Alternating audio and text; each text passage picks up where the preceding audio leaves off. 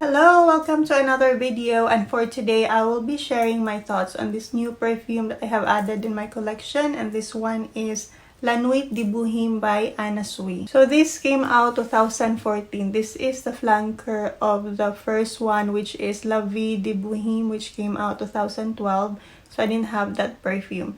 So this one, such a cute bottle. I think most Anna Sui's bottle are really very attractive, very beautiful design. But this one in particular, I like the golden rose and butterfly on it. So this one is a 30 ml. So I think this size is just perfect for me. Easy to hold. I like it, very cute.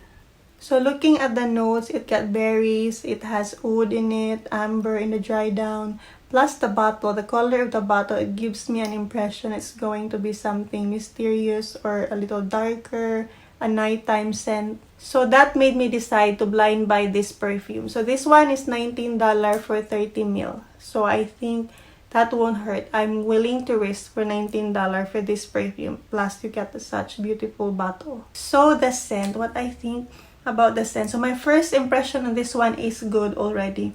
But though it is not something that I expect, it's nothing dark for me. It's not my idea of a dark perfume. Sensual, I don't know, maybe depends on what is a sensual perfume for you.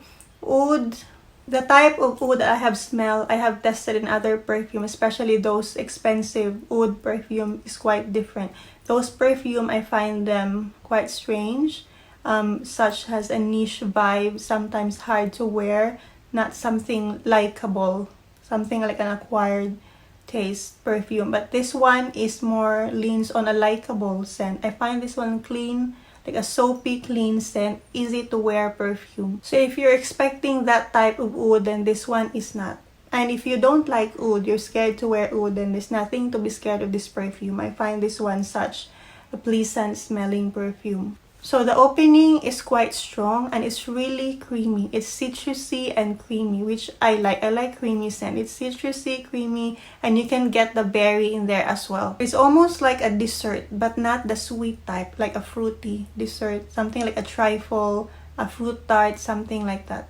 In the background, there is that soapy clean vibe in there, almost like a soap lather, something creamy, almost like a body lotion as well. So after all this creaminess, fruitiness has gone, that's the time when I get the oud. So at first, it's hard for me to smell the oud. It's covered with all this soapy, creamy, fruity scent, but it's actually there. So it's not the kind of oud that is hard to wear, that is kind of strange. I still find this one enjoyable to wear though. And the rose in there as well. The rose in there for a moment almost reminds me of Chloe's EDT or EDP. I think that's the reason why I find this one a little familiar. It's not the most unique perfume that I have smelled. I feel like I have smelled something like this before. And maybe that's the Chloe one. Though they're not really very similar. Just the rose note in there reminds me of Chloe. But for the opening dry down, they're totally different perfume. Just the rose in there is giving me the Chloe vibe. Although I checked the Chloe notes, they both had rose, amber, and cedar. Maybe perhaps that's the reason why. So performance of this perfume, opening is quite strong. You could really smell it. But after the opening has died down, it gets really almost like skin scent. I could no longer smell it around me. So I would say projection is quite low. I could just smell it whenever I would smell my skin, my wrist. So longevity is not that bad for the price. It's around 5 hours, 5 to 6 hours. But again, projection is really low. I could only smell it whenever I would purposely smell my my skin. It gets, though it's strange because when I thought that it's gone, sometimes it reappears.